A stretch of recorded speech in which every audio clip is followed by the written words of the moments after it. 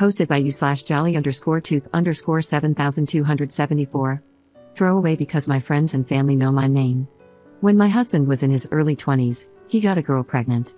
They were casually dating in college and had a lot of mutual friends. He didn't want to be a dad and told her as much, but she was adamant about keeping the baby.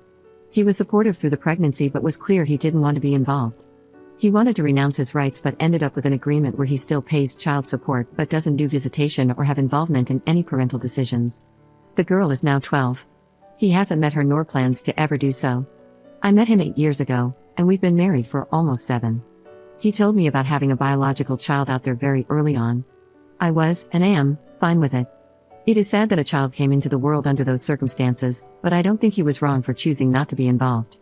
We now have a 5-year-old son. My husband has always been wonderful to me, that's why I fell in love with him. He was great during the pregnancy and birth and has been doting on our son and me ever since. I think he's a wonderful dad and husband. The problem, 2 of his friends married their college girlfriends, who were/are friends with his biological daughter's mother. On 3 separate occasions, during conversations where I said my husband is a wonderful father, one of them made a snarky and mean comment like, yeah, to only one of his children. Over the weekend, we attended one of their kids' birthday parties. I was chatting with another mom about motherhood and mentioned that it's easier when you have a good team player in your spouse. The hostess chimed in loudly, if only the mother of his other child had the same. Later, I confronted her in the kitchen. I said I was very tired of her and the other friends' comments about my husband. I told her she didn't need to invite us to things or spend time with us if she didn't want to, but it was super disrespectful to constantly insult him as a father. She told me she initially liked me but finds it distasteful and rude that I keep praising my husband as a good father when I'm well aware that he isn't. She said she would always make sure to correct me because it's not okay that he got away with what he did and now gets to play happy family with me and our son. The conversation went south from there, and of course, we left. The other mom friend texted me yesterday to say she completely backs up what the hostess said, and that I'm horrible for marrying and having a kid with a deadbeat and, on top of that, praising him as a good dad. I have no doubts about my feelings. My husband has been and is great with our son and with me. I guess I never thought about how my words could be insensitive toward his biological daughter and her mother, whom I've never met, but am I wrong for occasionally saying my husband is a good father when talking to people? Should I stop? Update 1 month later. The verdict on my original post was not the jerk, but people raised concerns about my husband's biological daughter's well-being. I was also advised to cut contact with this woman and to tell my husband, Tim, what they were saying about him. I spoke with Tim after I posted. He decided to speak with his friend John about what his wife, Jane, was doing, and we have decided to cut Jane off. After Tim spoke to John, we learned the truth. It turns out this wasn't about Tim or me at all. I can only share what John authorized me to, even though this is anonymous, he prefers not to go into too much detail. While still in college, John and Jane also had an unplanned pregnancy. John wanted a termination, but Jane didn't. They were still discussing what to do when she had a miscarriage, early stage. They never told anyone because Jane didn't want to, and John respected her wishes. My husband never knew about this and felt terrible for them.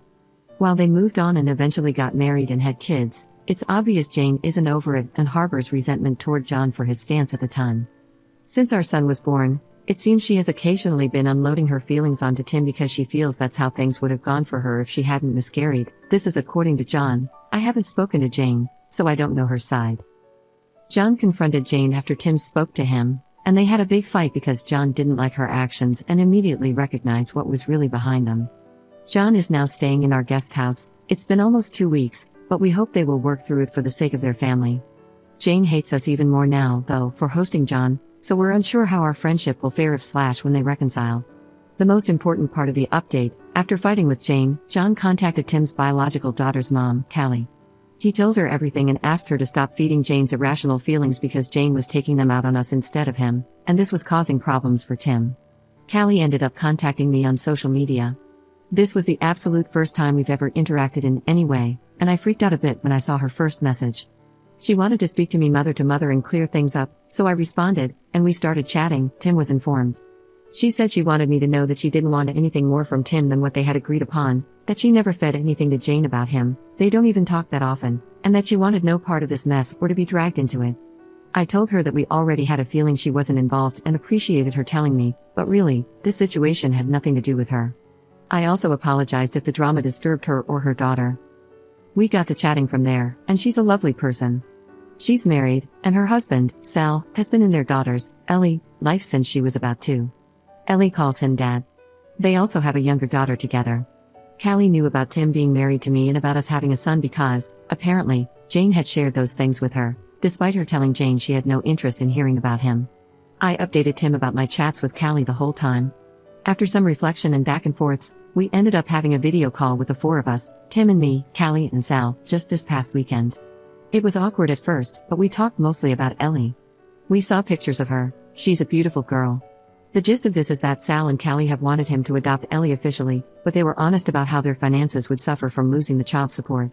Plus, the biggest obstacle was that they didn't want Ellie to lose her college fund/trust fund from Tim, as they would have a very hard time saving for both their daughters in their current situation, especially without the child support. They're not poor or anything but just don't have the means to save that much.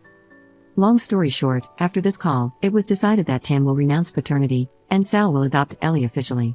However, Ellie will keep her trust fund/college fund. It will be up to Callie and Sal to decide how and what to disclose to Ellie regarding where the money comes from.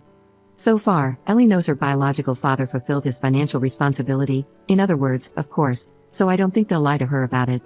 This process will take some time to finalize. We've only just started and still need to consider if and when our children want to meet, which is a difficult topic we agreed to continue discussing over time, but we are all happy. Tim says this is how it should have been all along, and Callie and Sal seem thrilled about finally being an official family. There was even a very nice moment when Sal told Tim, "You have a lovely family," and Tim replied, "Thanks, so do you."